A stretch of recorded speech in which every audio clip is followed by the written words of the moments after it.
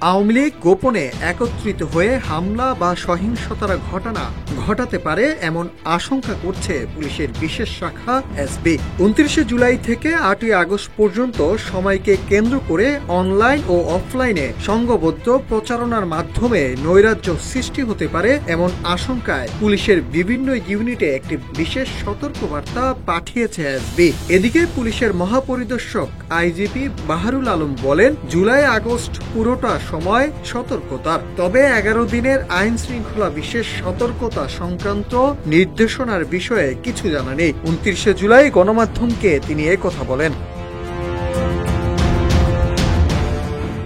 এসবির প্রতিবেদনে বলা হয়, ঐতিহাসিক জুলাই অভ্যুত্থানের বর্ষপূর্তি উপলক্ষে সরকার, বিভিন্ন রাজনৈতিক দল ১ জুলাই থেকে বিভিন্ন কর্মসূচি পালন করছে। এই ধারাবাহিকতায় ২৯ জুলাই থেকে ৮ই আগস্ট পর্যন্ত কর্মসূচি পালনের সময়কালে বিশেষ গুরুত্বপূর্ণ।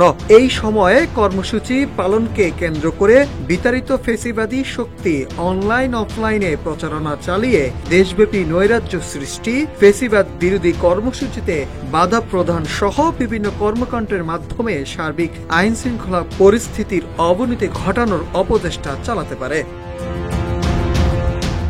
এমন পরিস্থিতিতে দেশের সব ইউনিটকে নিজ নিজ এলাকায় রাজনৈতিক পরিস্থিতি পর্যবেক্ষণ, সন্দেহভাজন ব্যক্তি ও যানবাহনের উপর নজরদারি, সরকারি বেসরকারি স্থাপনায় নিরাপত্তা জোরদার এবং সাইবার গোয়েন্দা কার্যক্রম তীব্র করার নির্দেশ দেওয়া হয়েছে চিঠিতে।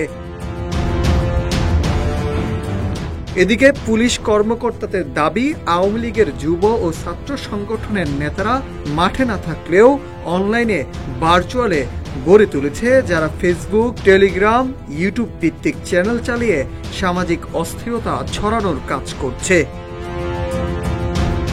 এ বিষয়ে স্বরাষ্ট্র উপদেষ্টা গণমাধ্যমকে বলেন, আওয়ামী লীগের দোসররা দেশকে বিশৃঙ্খলা করার চেষ্টা করছে, তাদেরকে কঠোর হাতে দমন করা হবে। যারা দেশ বিদেশে বসে পরিস্থিতি অশান্তি করার পরিকল্পনায় লিপ্ত, তাদের বিরুদ্ধে কঠোর ব্যবস্থা নেওয়া হবে।